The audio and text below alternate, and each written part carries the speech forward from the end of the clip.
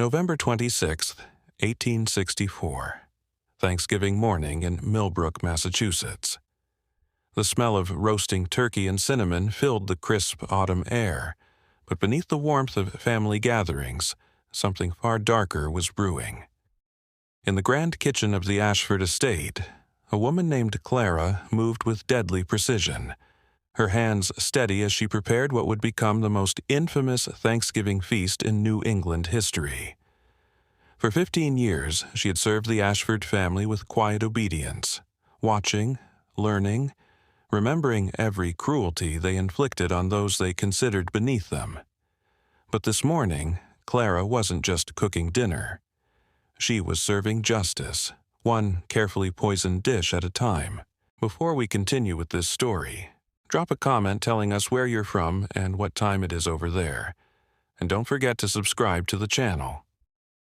The fire crackled in the massive hearth as Clara bent over the wooden preparation table, her weathered hands working methodically through ingredients that had been gathered over months of careful planning. She wasn't rushing. Revenge, she had learned, required patience, the kind of patience that comes from years of swallowing insults, of watching children torn from their mother's arms, of serving meals to monsters who smiled while they destroyed lives. Clara had arrived at the Ashford estate in 1849, a young woman of 23 with calloused hands and dreams that had already been crushed by a world that saw her as property rather than person. The Ashfords owned the largest textile mill in Millbrook, built on the backs of workers who earned pennies while the family lived in luxury. But their wealth came from more than just exploiting mill workers. They trafficked in human misery, buying and selling people like livestock, separating families without a second thought. She remembered her first day in their kitchen, how Mrs. Ashford had looked her up and down like she was examining a horse at market. The woman's cold blue eyes had lingered on Clara's strong shoulders, her steady gaze, before nodding with approval. "You'll do," she had said, as if Clara's entire worth could be measured in her ability to knead dough and scrub pots. The Ashford family consisted of Patriarch William, a man whose cruelty was matched only by his greed, his wife Margaret, who wore righteousness like expensive perfume, while harboring a heart as black as winter coal. Their eldest son Robert, 28 and already following in his father's footsteps of exploitation and abuse. Then came Thomas, 25, whose temper was as quick as his fists were heavy. And finally, their daughter Elizabeth, 22, who had learned to wield manipulation like a blade, sharp and silent. For years, Clara had watched them destroy lives over Sunday dinner conversation. She had served them wine while they discussed which families to separate next, which children would fetch the highest prices at market. She had cleaned blood from Thomas's knuckles after he beat workers who dared ask for fair wages. She had pressed Elizabeth's dresses while listening to the young woman plan elaborate schemes to ruin the reputations of women who crossed her. But it was the winter of 1862 that changed everything. That was when they took Samuel. Samuel had been Clara's heart, her anchor in a sea of endless servitude. He worked in the mill, his strong hands operating the dangerous machinery that filled the Ashfords' coffers with gold. At night, he would meet Clara behind the servants' quarters, and they would whisper dreams of freedom, of a life where they could walk hand in hand without fear, where their children could grow up knowing safety and love. When Samuel organized the mill workers to demand better conditions, William Ashford saw it as a direct threat to his authority. The punishment was swift and merciless. Samuel was sold to a plantation owner in Georgia, torn from Clara's arms on a February morning so cold that her tears froze on her cheeks. She never saw him again, but the letters stopped coming after 3 months, and she knew what silence meant in places like that. That night, Clara had knelt by her small window and made a promise to the stars. She would remember everything, every cruelty, every injustice, every life they destroyed. And someday, when the moment was right, she would make them pay. The moment had finally arrived. She reached into her apron and pulled out a small leather pouch, worn smooth by years of careful handling. Inside were herbs she had been collecting for months, some gathered from the forest behind the estate, others traded for with traveling merchants who didn't ask too many questions. Her grandmother had taught her about plants when she was young, before the world taught her that knowledge could be dangerous in the wrong hands. But Clara's hands were no longer wrong. They were instruments of justice. The turkey sat before her, golden and glistening, stuffed with breadcrumbs that had been seasoned with more than sage and thyme. She had been careful with the dosage, measuring each deadly addition with the precision of a chemist. Too little, and they would merely fall ill. Too much, and suspicion would fall on her immediately. But just enough, distributed across 5 carefully crafted dishes, would ensure that this Thanksgiving dinner would be their last. She moved to the cranberry sauce, stirring in a powder so fine it disappeared completely into the ruby-red mixture. The sweet tartness would mask any bitter aftertaste. Next came the stuffing, where she folded in leaves that looked innocent enough but carried death in their veins. The mashed potatoes received their own special seasoning, a root she had dried and ground to powder during the long summer months. Each dish was a masterpiece of culinary deception, designed to appeal to specific tastes and preferences she had memorized over 15 years of service. William loved rich, fatty foods that would help mask the earthy taste of what she had added to his portion. Margaret preferred delicate flavors, so her poisoning would come disguised in the elegant sauce she always requested for her vegetables. The clock on the kitchen wall chimed 10 times, its brass pendulum swinging with mechanical precision. In 2 hours, the family would gather around their mahogany table, napkins pressed to their lips, silver gleaming in the candlelight. They would bow their heads in mock gratitude for blessings built on the suffering of others. They would carve the turkey with the same casual indifference they had shown when carving up families. But this year would be different. This year, Clara would finally speak, not with words, but with the ancient language of retribution that flowed through her veins like blood.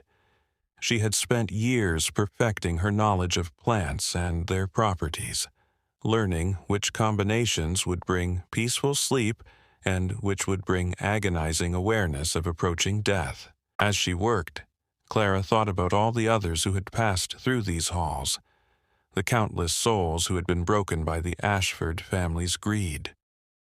She thought about the children who had been sold away from their mothers, the men who had died in the mill's dangerous machinery while the owners counted profits. She thought about Samuel and how his laugh had sounded like music in the darkness of their stolen moments together. The kitchen filled with the rich aromas of a traditional Thanksgiving feast, but beneath the familiar scents of roasted meat and baked bread lay something else entirely, something that spoke of endings rather than beginnings, of justice rather than celebration. Clara moved through her preparations like a dancer performing a ritual, each step calculated and precise.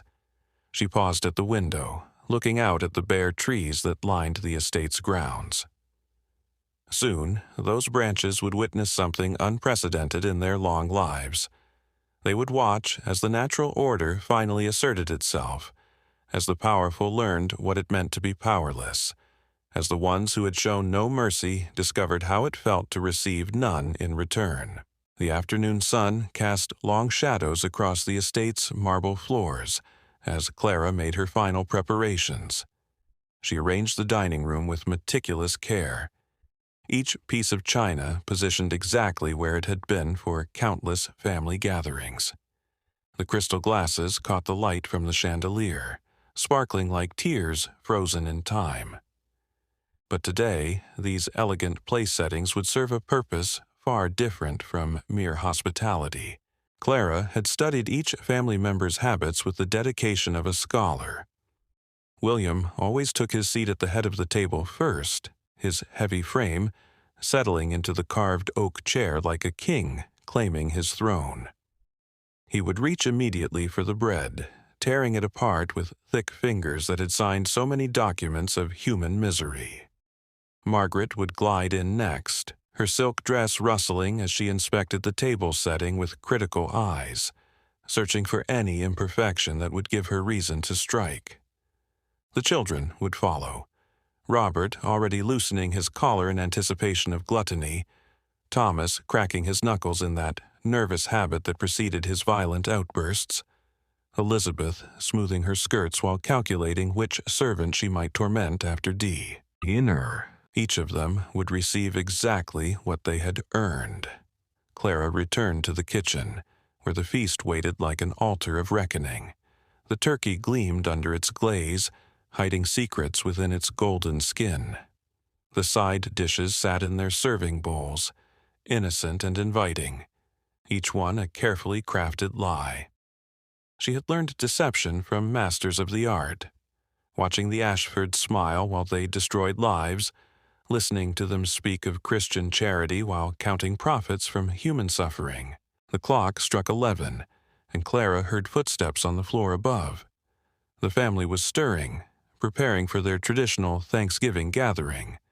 Soon they would descend those polished stairs, their voices filled with false warmth and hollow gratitude. They would speak of blessings while sitting atop a foundation of bones. They would give thanks while others starved in the mill town beyond their gates.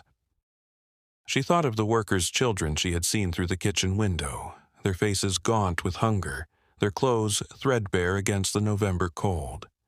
While the Ashfords gorged themselves on delicacies, those children would make do with scraps, if they were fortunate enough to have even that. The contrast had always sickened her, but today it strengthened her resolve. Clara moved to the servants' pantry, where she kept her most precious possessions. Hidden behind sacks of flour and barrels of molasses was a small wooden box, worn smooth by her touch. Inside lay a faded daguerreotype of Samuel, his serious eyes staring back at her across the years. Beside it rested a letter, the last one she had received from him before the silence began. His words spoke of hope, of plans for escape, of dreams they would never share. She traced his face with her finger, feeling the familiar ache in her chest. But today, that pain had transformed into something harder, something that could cut through bone. Today, Samuel's memory would finally be honored not with tears, but with action. The sound of carriage wheels on gravel drew her attention to the window. The extended family was arriving for their grand celebration. Uncle Jeremiah, who owned 3 plantations in Virginia. Cousin Adelaide, whose husband traded in human cargo along the coast. The Methodist minister who blessed their enterprises while condemning the souls of those they enslaved. Each new arrival added another name to the list Clara carried in her heart.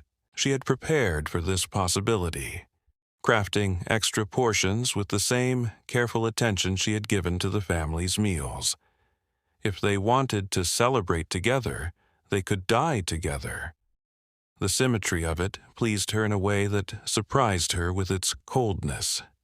When had her heart become so hard? When had mercy bled out of her like water from a cracked vessel? The answer came to her as clearly as Samuel's voice in the darkness.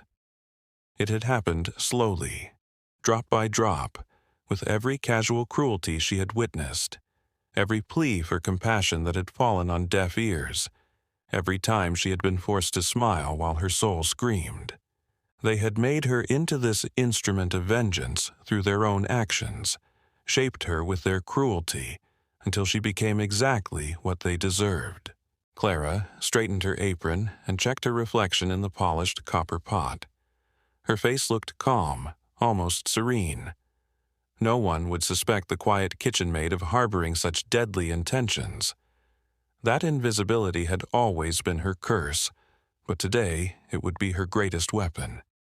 They had trained her to be unseen, unheard, unnoticed. Now that training would serve justice instead of oppression. Voices echoed from the main hall as the family gathered, their laughter sharp as breaking glass. She could hear William's booming voice recounting some story of business success, probably another family torn apart for profit. Margaret's crystalline laugh followed, the sound of ice forming over a frozen pond. The younger voices joined in, a chorus of privilege built on suffering. Clara lifted the first serving dish, feeling its weight in her hands. How many meals had she carried to that table? How many times had she stood silent while they discussed their next act of cruelty? How many nights had she fallen asleep to the sound of Samuel's name on her lips, praying for a justice that never came? Today, prayer would finally be answered.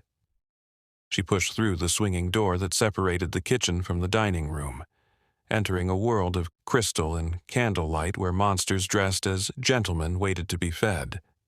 The conversation died as she appeared, not from any suspicion of her intentions, but from their ingrained habit of treating servants as furniture, present but irrelevant until needed. William looked up from his place at the head of the table, his face already flushed with anticipation of the feast to come. "Ah, Clara, set it all out quickly, would you? We're famished." She nodded silently, just as she had for 15 years, and began to serve. The first dish she placed was the turkey, golden and gleaming like a crown of lies. She set it directly in front of William, watching as his eyes lit up with greedy anticipation. His thick fingers drummed against the mahogany table, already reaching for the carving knife before she had finished arranging the platter. She had seen that hunger before, not just for food, but for power, for control, for the suffering of others that fed his twisted soul. Margaret watched from her position at William's right, her pale hands folded delicately in her lap. She wore her Sunday best, a dress of deep burgundy silk that had cost more than most families in the mill town would see in a year. Pearls adorned her throat like drops of frozen tears, each one representing another life destroyed for her comfort. Clara placed the cranberry sauce near Margaret's plate, knowing how the woman adored its tartness with her meat. Robert sat slouched in his chair, already loosening his collar in preparation for gluttony. At 28, he had perfected his father's casual cruelty, but lacked the older man's calculating patience. Where William destroyed lives with careful planning, Robert did so with reckless abandon, like a child pulling wings off flies. Clara set the stuffing before him, watching as he inhaled its aroma with the satisfaction of a man who had never known hunger. Thomas drummed his fingers against the table in that nervous rhythm that always preceded violence. His knuckles bore fresh scars from his latest beating of a mill worker who had dared ask for his wages. The man's wife had come begging at the kitchen door just yesterday, her face swollen with tears and bruises, asking if Clara had any scraps to feed her children. Clara had given her what she could, but it was never enough. It was never enough to fill the holes that men like Thomas carved into the world. Elizabeth sat primly, her blonde curls arranged perfectly, despite the November wind that had tousled everyone else's hair during their carriage ride. She had her mother's cold beauty and her father's calculating mind, wrapped in the deceptive package of youth and innocence. Just last week, Clara had overheard her planning the destruction of a young seamstress whose only crime was catching the eye of Elizabeth's intended suitor. The girl would be ruined, her reputation shattered, her future destroyed, all for Elizabeth's petty jealousy. The extended family filled the remaining chairs like vultures gathering around carrion. Uncle Jeremiah's plantation in Virginia was known for its brutality, even among those who traded in human misery. Cousin Adelaide's husband owned ships that carried their cargo in chains across dark waters. The Methodist minister blessed it all with scripture, twisted to justify the unjustifiable, turning salvation into slavery and mercy into profit. Clara moved between them like a ghost, invisible in her servitude, placing each dish with the reverence of a priest offering communion. But this was a different kind of sacrament, one that would transform the guilty into the judged, the powerful into the powerless. She had spent months perfecting her knowledge of which plants brought swift death and which brought slow agony. Today's menu offered both. The sweet potatoes went to the center of the table, their orange flesh hiding bitter secrets beneath the maple glaze. The green beans, picked fresh from the estate's garden, carried within their tender stalks the essence of plants that grew wild in the forest shadows. Even the dinner rolls, golden and warm from the oven, held ingredients that would ensure this gathering would be their last. William raised his glass of wine, the crystal catching the candlelight like captured fire. "Let us give thanks," he intoned with the false piety of a man who had built his fortune on the backs of the enslaved. "For the blessings God has bestowed upon this family, for our prosperity, for our continued success in all our endeavors." The others raised their glasses in response, a chorus of hypocrites toasting their own damnation. Clara stood in the shadows by the wall, hands folded before her, watching as they prepared to consume their final meal. Margaret dabbed at her eyes with a lace handkerchief, performing grief she had never felt for lives she had helped destroy. "And let us remember those less fortunate," Margaret added with practiced solemnity, "and pray that they might find contentment in their station, as God has ordained." Clara's jaw tightened at the words, but her expression remained serene. She had heard such prayers before, watched them offer false thanks while planning fresh cruelties. They spoke of God's will while defying every commandment about mercy and compassion. They quoted scripture while practicing slavery, preached love while spreading hatred. The carving began, William's knife slicing through the turkey's golden skin with the same casual indifference he showed when signing papers that tore families apart. The meat fell in precise portions onto fine china plates, each serving carrying its own secret burden. Clara watched the ritual unfold, remembering other Thanksgivings when she had stood in this same spot, serving these same people, swallowing her rage like bitter medicine.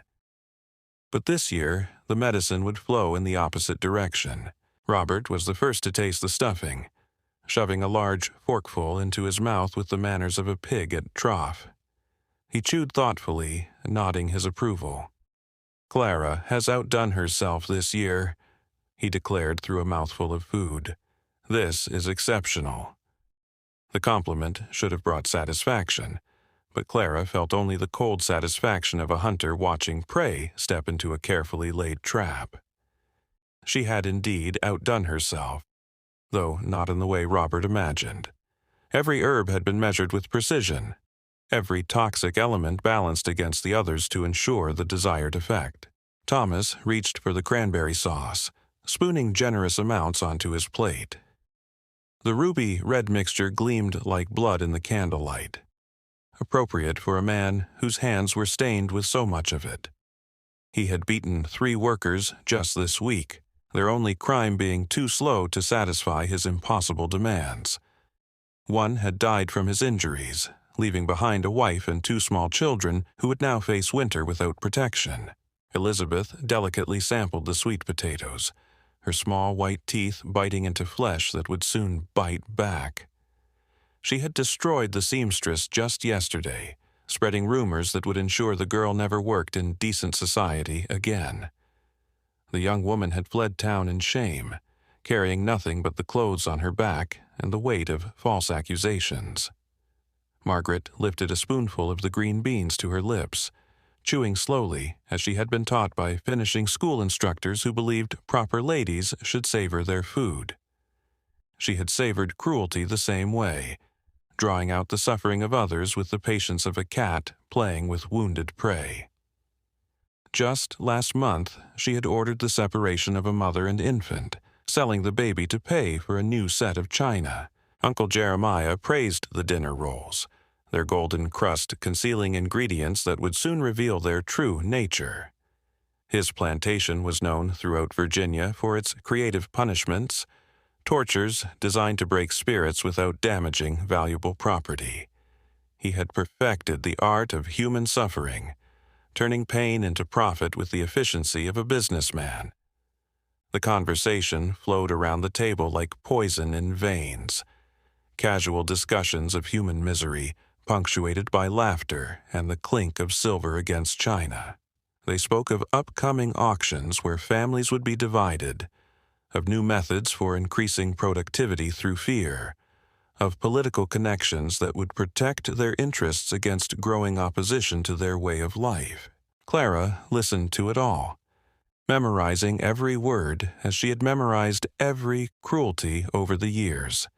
They thought themselves safe in their power, protected by wealth and social position from the consequences of their actions. They believed their victims were powerless to strike back, too broken by oppression to pose any real threat.